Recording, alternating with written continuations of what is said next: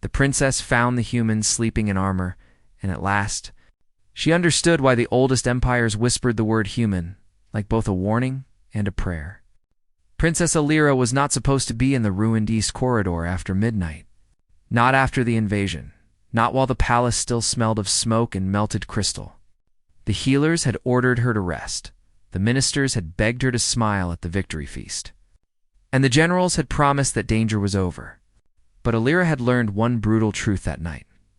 People who said danger was over were usually standing far behind the people who made it true. So she walked alone through halls where sparks fell from the ceiling, where medics had marked doors with ash, and where every shadow looked like a second attack waiting to breathe. Beyond the walls, the capital celebrated. Nobles raised cups to the defeat of the Karvak swarm. Yet near the western approach to her chambers, there was no music, only silence, broken stone, and one human soldier asleep against the wall. Sergeant Jonas Hale sat with his back to the corridor, still sealed inside shattered combat armor. His rifle lay across his knees, one gauntlet locked around it even in sleep. His helmet rested beside him, visor cracked, edges scorched. The armor was burned black, clawed open. Stained with alien and human blood, the chest plate rose and fell unevenly, each breath sounding as if it had to fight its way out.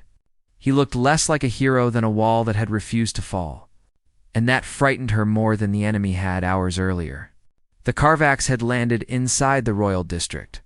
They had come for Alira, last daughter of the Virathi throne. Her guard had broken, her knights had scattered, and the sacred machines had died without saving anyone. Then 40 humans fell from the sky in burning drop pods. Too few to matter, too stubborn to know it, Jonas had held the western gate. Alira had watched him fire until his rifle glowed, then fight with the stock, then a broken blade, then armored fists. The swarm came in waves and the human did not move. Every second he held, she lived. Now he was asleep on the floor, because the feast hall had no place for the kind of tired that follows sacrifice. Alira stepped closer and heard him whispering. Her translator caught the words Mason, Rika, Ochoa, Yelena, Singharo, name after name spoken carefully. She knew enough about soldiers to know that the dead were often counted at night. Then his hand snapped toward the rifle. Before she could breathe, Jonas was awake, weapon raised. Red targeting light trembling against her chest. His eyes were wild, not angry, but somewhere far from the corridor, still trapped in the gate, still hearing claws on metal for one heartbeat. The princess saw the truth hidden beneath human courage. They were afraid, then Jonas recognized her, lowered the rifle and tried to stand. His armor screamed in protest, and he bowed with a stiffness that looked like pain-wearing discipline. "Your Highness," he said, voice raw, "you should not be here alone." Alira looked at the rifle. Then, at his ruined armor, "Neither should you." He gave a bitter smile. "I am on watch." She glanced at the floor. "You were sleeping." His smile faded. "Then I was failing quietly." Alira lowered herself onto fallen marble. "Why are you still guarding me, Jonas?" Glanced down the dark passage. "Because your chambers are 3 doors behind me. And this corridor is the only approach not covered by working sensors." "The swarm has retreated," she said. "Retreated is not dead," he answered. Suddenly she understood the armor, the rifle, the sleeping on stone. He was not here because he wanted praise. He was here because every promise of protection had failed. Every polished system had broken. And somewhere behind him slept a princess that an army had tried to steal, so the human became the system. The last locked door, the wall with a heartbeat. Alira whispered, "Those names, they were your squad." Jonas looked away. "Yes, how many survived?" He closed his eyes. The silence answered. Alira had heard songs about sacrifice all her life. Clean songs where pain became glory, but this was different. This was a man too tired to remove his armor because danger might return before he finished. This was the cost hidden beneath victory speeches. Then Jonas said very quietly, "Mason wanted to hear your people sing." "Why?" he said, "if we made it through." He wanted to know what survival sounded like on another world. The princess stood. Jonas shifted, alarmed, but Alira had already crossed to the cracked wall panel. Her royal command opened the palace broadcast. Across the citadel, music died. Nobles froze with cups raised. The wounded lifted their heads from medical beds.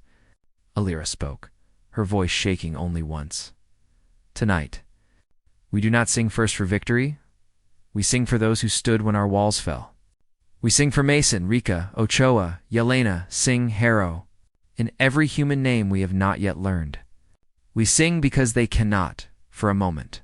The palace held its breath, then one voice rose from the feast hall.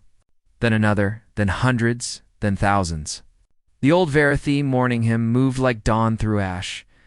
It filled the corridor, wrapped around the shattered armor, passed over the rifle, the blood, the burned stones, and the soldier who had tried to grieve in silence.